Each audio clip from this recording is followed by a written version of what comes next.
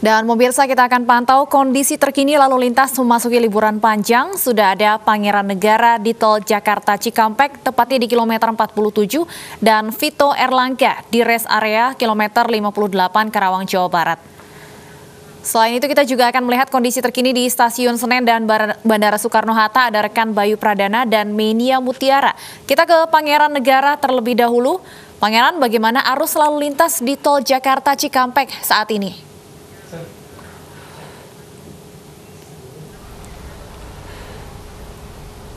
Lagi Pangeran ya.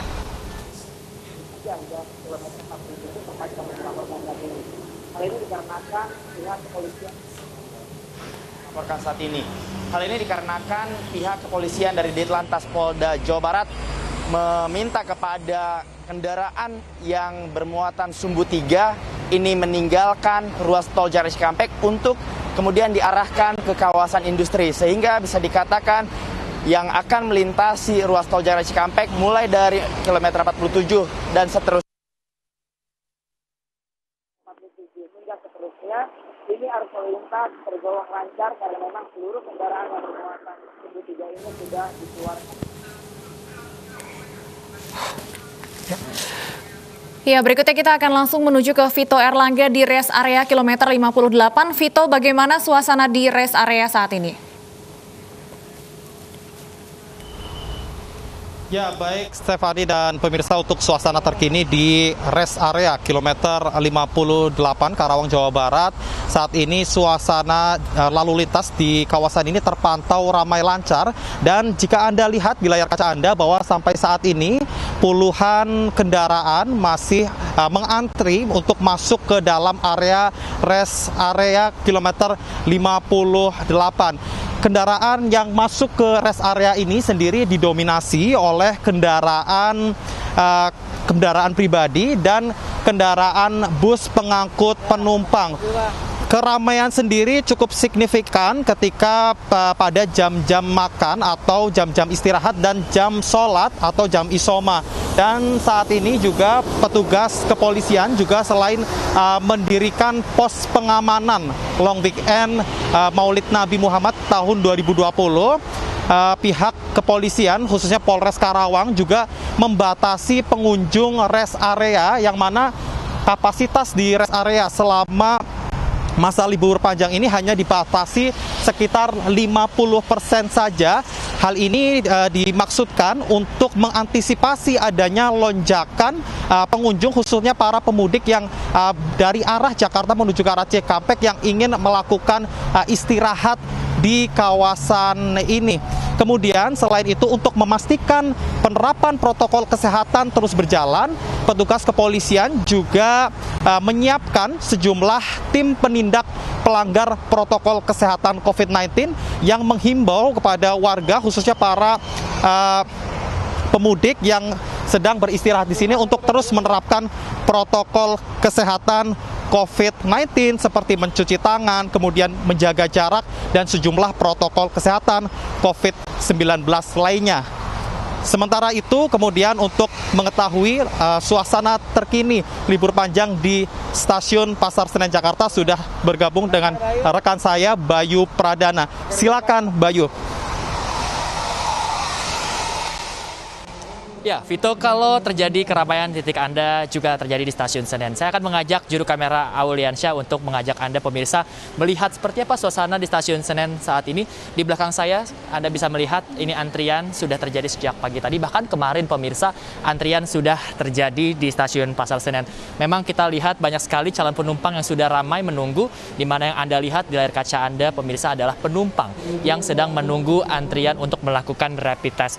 Di mana ini menjadi salah satu syarat mereka untuk menaiki kereta yang mereka tuju sampai sore ini, di mana salah satunya adalah untuk melakukan rapid test. Dan banyak sekali penumpang yang sengaja untuk melakukan rapid test di stasiun ini. Mereka mengaku bahwa beberapa alasan dipilih menjadi pilihan mereka, diantaranya selain lebih mudah sebelum mereka berangkat, juga diantaranya lebih murah, di mana mereka hanya perlu merogoh kocek sebesar Rp85.000 saja untuk melakukan rapid test ini.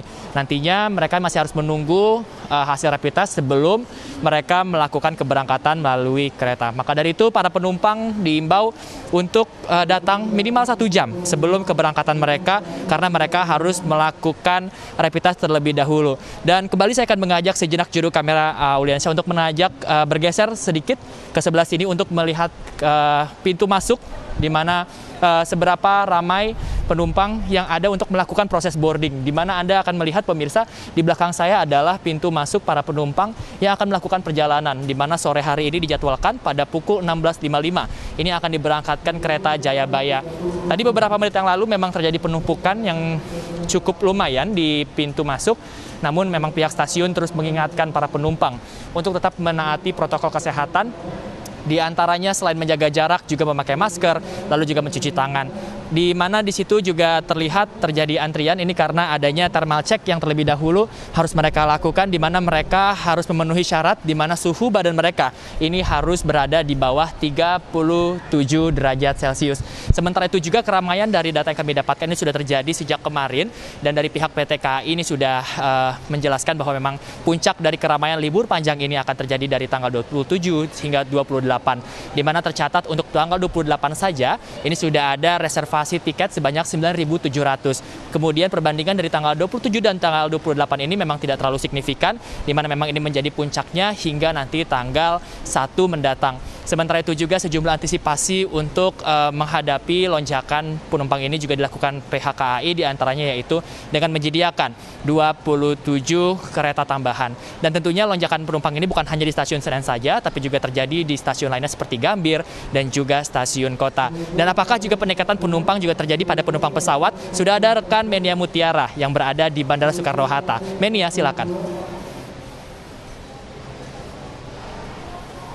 Ya, baik, terima kasih Bayu. Lonjakan penumpang di Bandara Soekarno-Hatta pintu keberangkatan Terminal 3 pada sore hari ini terjadi kenaikan sebesar 15%.